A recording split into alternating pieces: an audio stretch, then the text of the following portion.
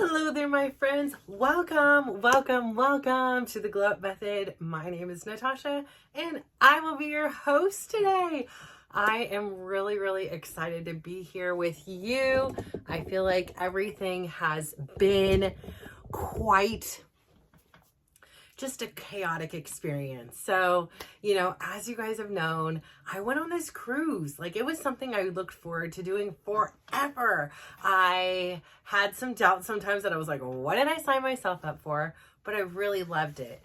And when I was on the trip, things kind of started getting kind of weird at home. And the day before it was time for me to go home, I received this message from Chris saying he was moving out and he was taking my oldest son, our oldest son was coming with him.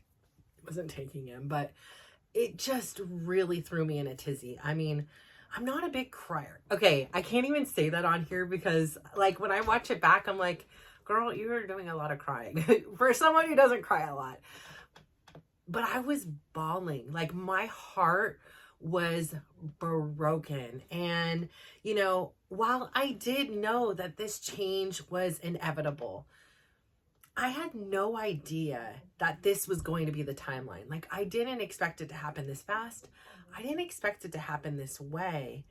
And I really didn't anticipate how I was going to feel about it. And so once it happened, it was like a whoosh. It was like, you're on this vacation, you're kind of relaxing, but you're not, because I was like really trying to absorb and enjoy everything. And then it was just like smack, you're back in reality.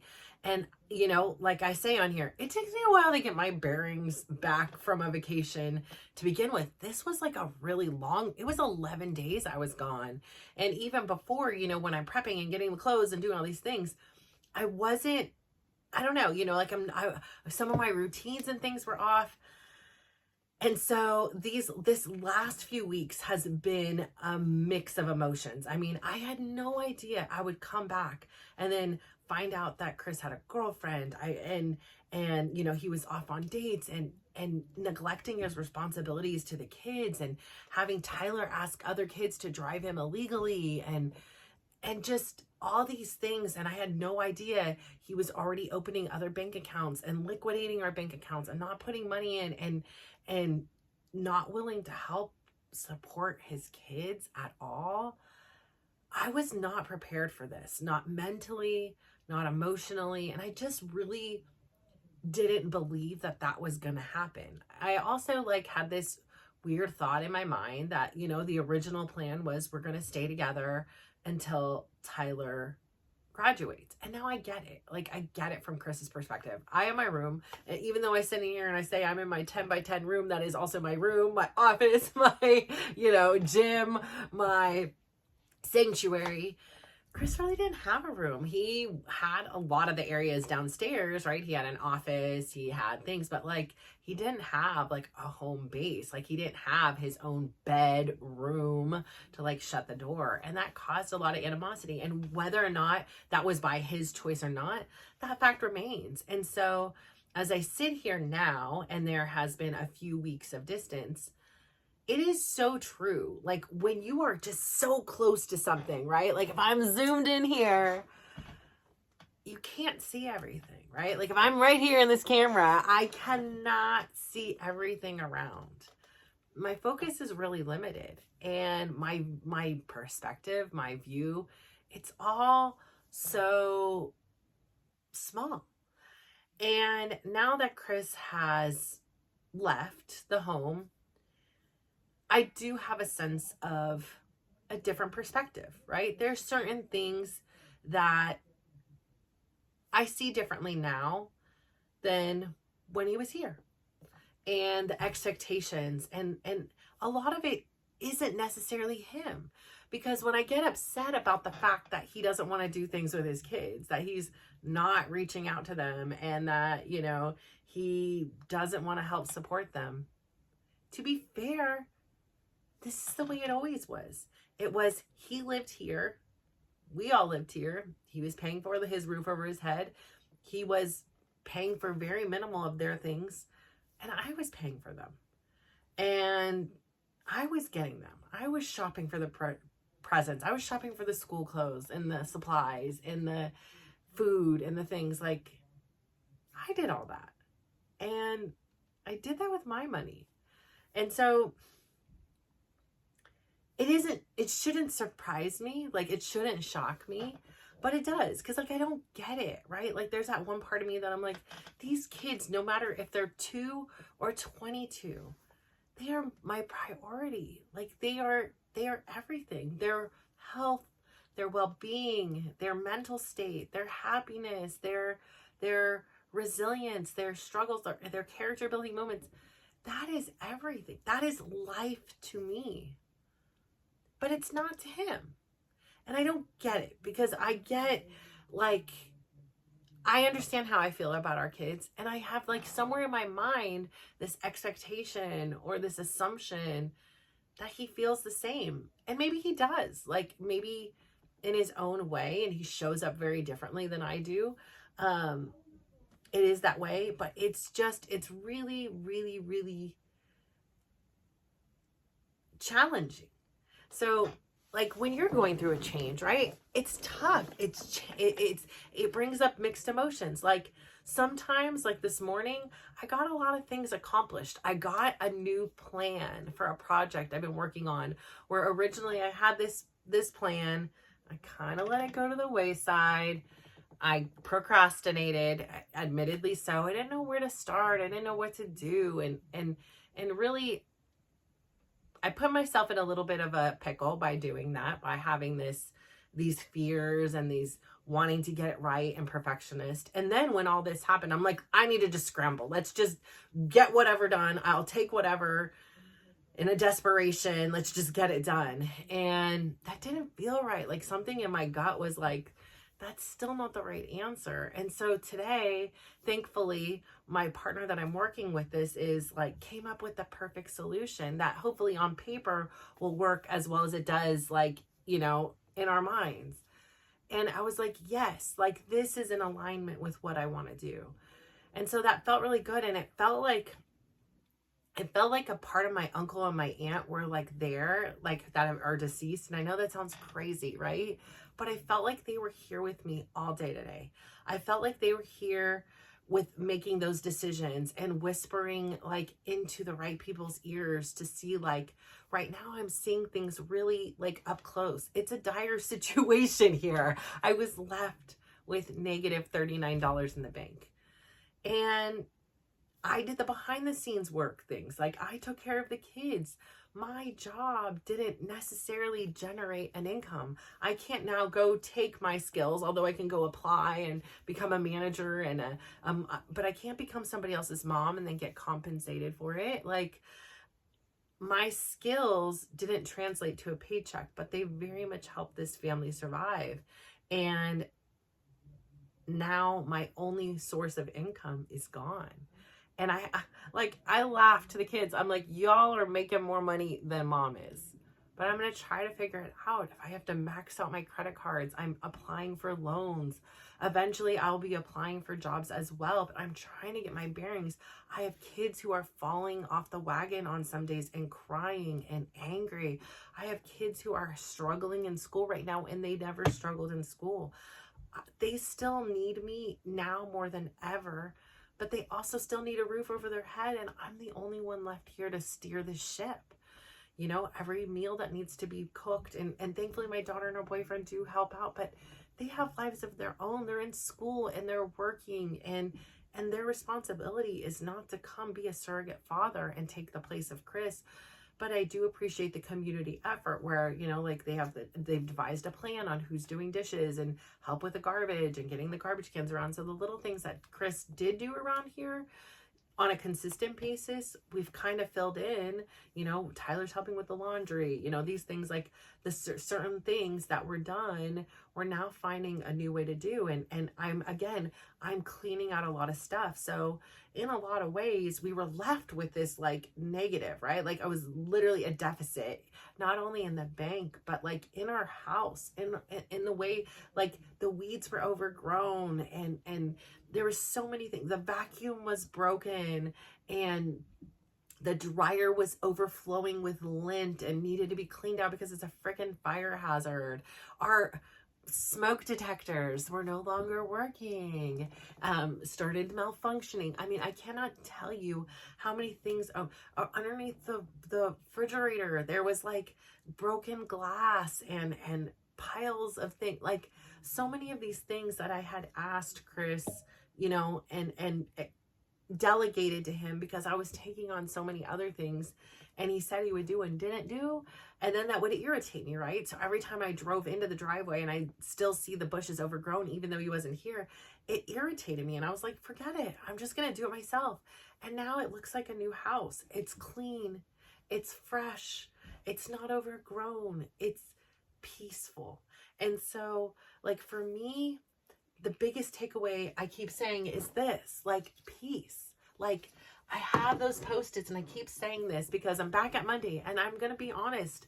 I'm counting on the fact that I have so many months of, like I'm watching things from March right now, which ironically is when this all really, really actually like officially began. I'm like, oh my gosh, like we're at that point where, he had sent me the email and was saying that he wanted a separation. And then when I agreed that that's probably what's the healthiest for us, then he was like, that wasn't what I wanted. And I like, where are you getting that? You're the one who's wanting to break up with me. And I was absolutely so confused and gaslit. I like literally was like, I'm reading this again. I'm reading this in my therapy. Am I missing something? Like, what's happening here?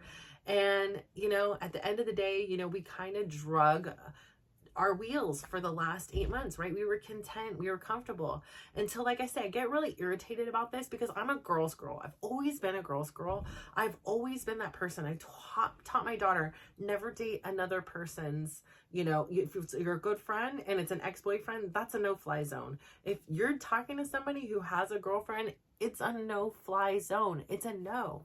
I've always been a girl's girl. So to imagine in my mind that another woman who is supposedly a yogi, who, is, I don't know, I give like yoga instructors this special thing because I love my instructors so much, right?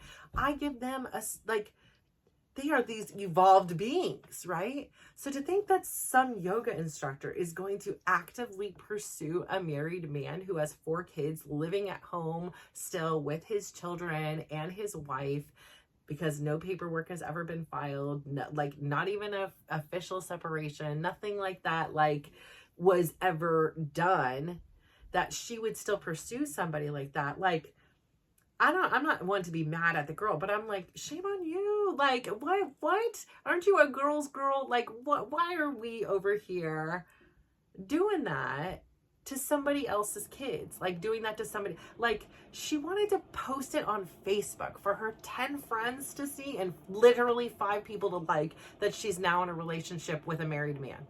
Like, that's living at home with his wife and his 4 kids. And, I get it. We were separated. We were whatever. But nothing was ever filed. Nothing was ever officially done. It was just like another one of those things where it could have been a boy cried wolf. It could have had still the hope to change things.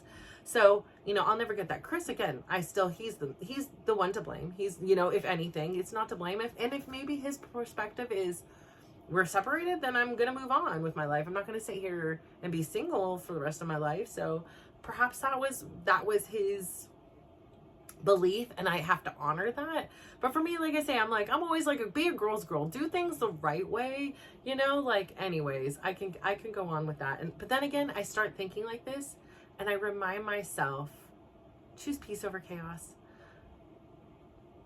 Maybe they're meant to be together. Maybe they are. Maybe it wasn't me. And I, have this sense of this rejection, and I also have this sense of protection, right? I see how that relationship really impacted my kids. I have two in particular who are directly struggling because of that person. And so as a mama bear, I want to be mad at somebody. Like, I want to bite somebody's head off.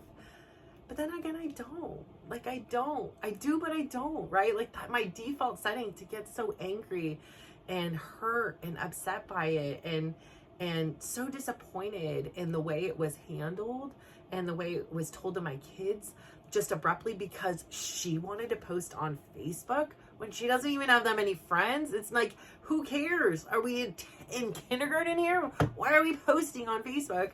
You know, like, I just, probably because, again, I don't get it. And she has children of her own. She has a daughter of her own. Is this a behavior you would want to model for your daughter? Like, I don't get it. Anyways, like I say, I can go on a tangent. But then I keep reminding myself when these moments come, something that my daughter had written here in 2022, she had me read, and it's been my guiding force. Choose peace over chaos. And so I have to remind myself, just let it go. It's not going to change anything. And actually, the fact that they were together in whatever way they were, and the fact that, you know, he chose to skip out on going to Halloween pictures, pumpkin patch pictures that we've taken every year together as a family for one last time to spend with her, that speaks volumes. That's his choice. That was his priority that day. And I just have to see it and accept it. I may not agree with it. It may upset me because I see the impact it has on my kids, but I have to accept it. I don't want to be in this place. Like, I really, really am craving on doing this. Like, all I can think to myself is a divorce with dignity. I want to maintain my dignity. And I'm not going to say I'm always doing it perfect. Like, yesterday, I'm like, what are all these Apple charges that keep coming out of my bill? It's to the tune of $30. And he tells me $10 is yours and then $20 is the kids. And I said, well, do you want to pay for that? Are you able to help pay for that? And he said, no. They can pay for it themselves. They can charge it on their credit cards, or they can cancel it. And I was like, well, can you tell them, since you were the one that was paying for this and now you're choosing not, can you tell them this? And he, you know, obviously didn't answer me, and then eventually answers, and he's like, I'm watching a movie. I don't have time for all this. And I wanted to get annoyed. I'm like, yeah, I'm sitting here trying to figure out my budget and trying to cut any single expense for these last 2 weeks so that I can keep the lights on. And so that your kids, as well as mine, have warm food on their table and warm blankets and clothes and shoes and, you know, let's just pure necessities, like just a roof over the head. And you get to go to work and not worry about them. Like, some of the kids he hasn't seen. He's picked and choose like who he's seen or who he's invited over. And it's just dumbfounding to me. Like, I can't imagine, I just know my experience, right? And so I think that's how people navigate. Like, I think that's how he thinks. Like, I can't imagine going to another home and not seeing my kids for that long. Like, and being in the same city, or all I saw was, like, I went to their soccer game, but I never even said a word to the kid. Like, you know, and I just can't worry about it. Right? I can't worry about it. All I can do is be here and support my kids and believe that they will see and they will know what their mom has done. You know, I hope that there's a part of him. I finally did I don't even know when I filmed last, but I finally did the cortisone shot in my back for my sciatica. And again, like I say, I think partially it is definitely a combination of physically overdoing it. And so I don't even look at my watch. Like, to be honest, I think I'm at like 4,000 steps today. And that was because I actually today, again, had to do a lot of running around and stuff, errands and things like that. But I've been on a nothing, no walking, no dancing. And so I have no fuel to re-energize me either. Like, that's my life, right? So I've had to just literally be stripped of everything that brought me so much joy in a lot of ways, and everything I've really worked to create this groundwork kind of has been stripped, right? Like, my security, like, even though it was not necessarily comfortable, but it was convenient, right? Like, there was convenience having Chris here. although there was a price for it, right? My peace definitely had a price, and my daughter, she would either be on Team Chris or Team Mom, and that fluctuated from day to day, and you know, there was a lot of chaos and stuff, but I was so accustomed to the chaos that it was just like, whatever, I'm gonna go to the gym, kind of ignore it's not happening, like they'll be fine, you know, like, until it kind of had got to the head that it did. And so again, I think everything happened for a reason. Is change hard? Heck yes. Like, was I prepared for this? As much as I think I'm a smart woman and resourceful and intelligent, no, I was not. I wasn't at all prepared for the emotional toll.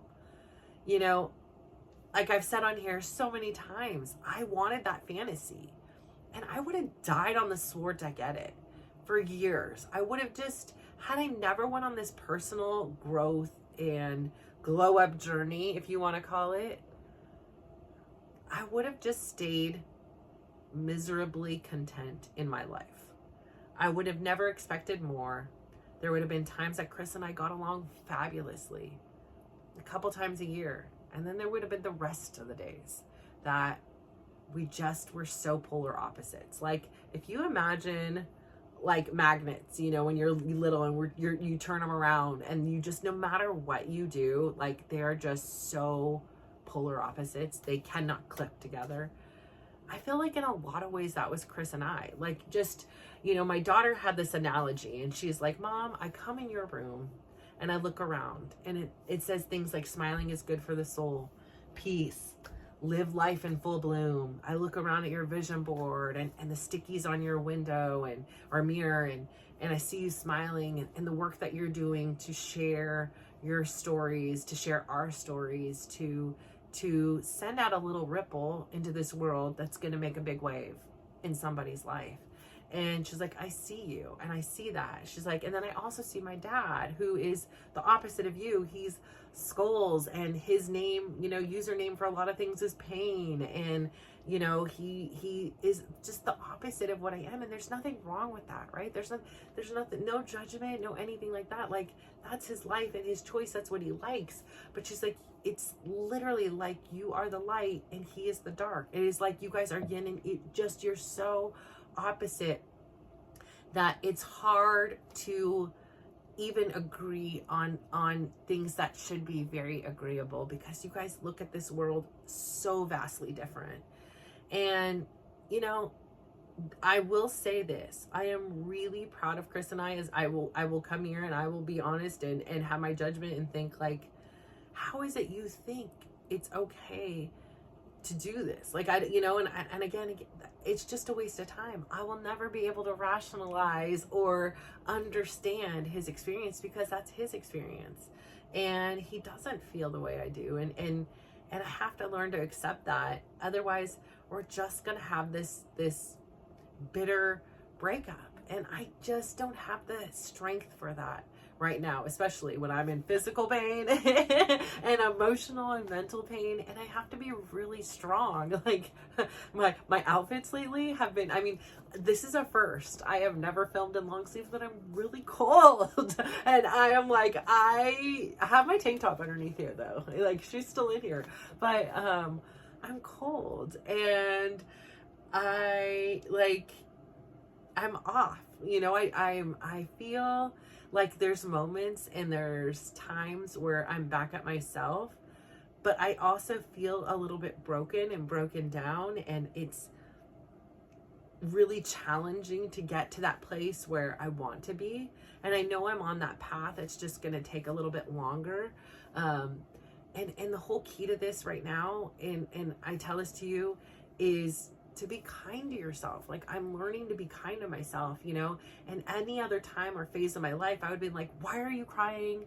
Who cares? You know, what's going on? It's sad. It's my entire adult life, 25 plus years with somebody, and then suddenly this person no longer comes home. You know, like, I still find myself like, is that car out there? Is he here? Or do I hear the garage? And sometimes it gives me anxiety, and I worry, like, what version of Chris is going to walk in. And I don't have to worry about that anymore. And when we do have conversations, which mostly have been in regards to the kids, or, you know, I did have one where I wanted closure. Like I'm like, I ripped off a full, like, blah, like something I should have wrote and then never sent, but I sent it.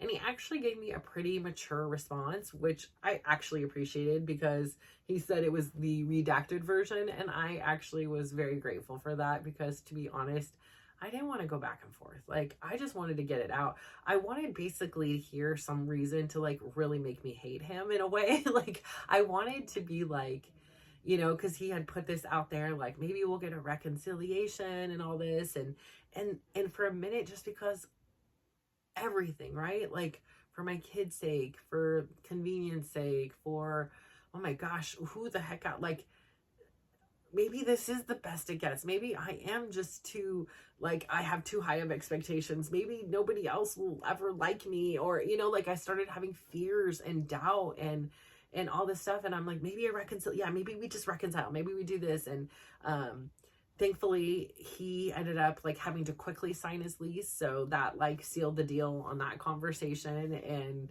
you know, he's off in his own place. And I have to think, like, to myself, like, you know, yeah, it's weird that we're all here and he's not, and life has moved on. Like, where his computer was is now new things, and, you know, the rooms have changed ever so slightly, but yet it's still the same, but a little bit different. Whereas for him, he's in this totally new environment. And again, like I say, I have the kids. I'm taking care of the kids. I had a nice dinner with my kids. I cooked dinner with my daughter, and she said the nicest thing to me. And she said, you know, for a long time, I used to think it was Martha Stewart that I wanted to be like, and I aspired to be.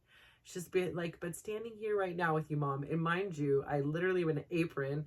This food that I cooked, I had to fry. And so it was like a breaded chicken, a recipe of my grandma's, and I didn't want my hair to smell, so I wrapped it up in this, like, pillowcase. I look so funky, and, you know, she's in the nicest way. I'm looking over at her, and she's like, you know, in all these years, I'm just realizing it was actually you, Mom, I wanted to be like. And you know, especially when her and I's relationship has been so volatile, like, I laughed. At first I had to be like, this is what you want to look like. This is what you're aspiring to be like, me in my multicolored outfit today. The kids have been like, what are these outfits, Mom? I said, listen, this is the single life. They're like, you're wearing minion pants, like multicolors all the time. They're like, what is even happening with you? I'm like, no, I can't go out and I can't leave the house in these outfits. So, but, you know, I had the thing on my head, I've got the apron on, and she said she wanted to be like me. And, you know, I really hope at the end of the day that I'm a good role model to show them that, listen, life can throw you some challenging moments, but within those moments, you can still really find joy. You can sit around the table still and ask people their best, and I can mention their dad and laugh about a story that he did or something he did, or be like, I'm cooking the potatoes he cooked and I never made them, so hopefully they taste good my way. And thankfully they did. So, you know, we didn't have to be like, oh, I wish Dad was here to cook it. You know, no, there was nothing like that. So I just have to say is, I'm appreciative of the fact that we all have one another to get through this. And so I do have sympathy and sorrow for Chris that he's choosing to kind of alienate himself from us, and or not have the whatever it is, and not have those relationships with his kids. And I hope by the time that this is, like, actually published, that will have changed, because I do believe the kids need both their parents, and I do believe that the kids deserve support from both their parents. But I do know this, if he chooses to not support them, and if he chooses to not be there with them, all I can do is control me. And I know that there is nothing I wouldn't do for those kids, and that I will continue to help support them in any way I physically can until the day I die. You know, like, that's just who I am. That's that's the love of a mom to me that I probably never had received. And, you know, those relationships with those 4 people are like no other relationship I've ever had in my life. I wouldn't change it for the world. I'm so grateful for them. Honestly, like, even if they weren't my own kids, like, I would be like, these are some amazing people. I love that they're all following their passions. And I love that no matter what happens, we can all come together in these tricky times and support one another and step up for each other. It really means a lot. Like, it really means like, hey, I think my contribution has been really good in their lives. And I really hope that in some way, somehow, you know, whatever changes you're going through, like, no, it's going to be tough. And there's going to be some really great times, but there's also going to be some really challenging times.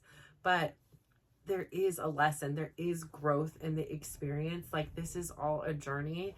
And so you will come out of the other side brighter, just as I will. And I'm really excited that you guys get to come along with me on the journey. It is a Monday, and I know I don't usually say the dates anymore, but for me, Mondays are always impactful. So I'm really hoping that the shot works in my back and I can gradually come back to myself as far as my physical activity. I probably, right now, with the way my life is so crazy and where I need to focus, I will not be doing the 20,000 steps anymore, but I'm not even sad about it. I'm actually kind of relieved. You know, I get so like, get this done and it's working, but I've done 10,000. I've done 15,000. It doesn't need to be 20,000. I got to do what I got to do because there's a lot of things that need my attention right now. And 20,000 steps isn't getting the attention. So, there's going to be a lot of fresh new starts. I'm kind of excited that it's winter. I always feel like there's a lot of changes in winter and a lot of work to be done, but I'm going to enjoy that next season of spring. So it isn't winter. I know it is still fall, but it feels like it's almost winter because it's dark. So yeah. So I'm excited that you guys get a front row seat to this journey. I adore you. I just have to send a special shout out to my loyals, to especially my most loyal fan out there. I really adore you. Every time I see that you've commented on something, even if I can't read it in that moment, it puts the biggest smile on my face. And I can't wait to like sit down and just literally immerse myself in it. So I really want to say special thank you to you for being here. Like, you changed my life. You give me air. You give me like just so much joy. You give me another perspective that I love and adore. And so I really just want to say I thank you and I appreciate you. And I thank and appreciate all of you for tuning in today. So thank you so much. I really hope you have an amazing day. Please go out there, give somebody a big smile, give them a compliment, and just watch how they glow up. So thank you. Bye.